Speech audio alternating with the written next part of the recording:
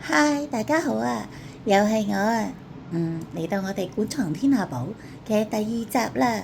我哋館藏天下寶今日講咩呢？其實你哋都收過我好多影片，關於我藏有嘅好多特別嘅特別嘅寶貝啦。今日咧，我哋館藏天下寶第二集咧就講到咧就係我哋呢一個好特別嘅，呢個係咩嚟嘅咧？睇唔睇到？佢會閃閃靈嘅，哇！你睇下呢個心心係咪會閃閃？跟住留意下啲珠仔係咪會閃閃靈㗎？睇唔睇到？冇錯啦。你開始估到佢係咩嚟咧？估唔估到？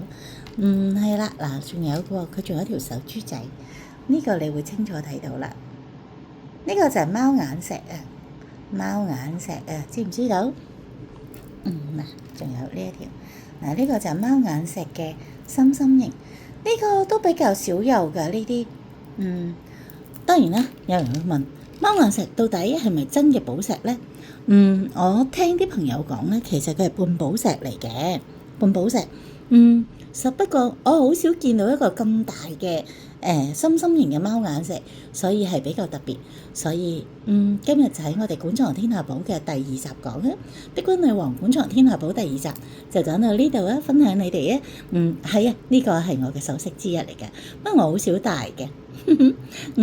有時都係收藏嘅啲寶貝。好啦，下次傾啊，拜拜。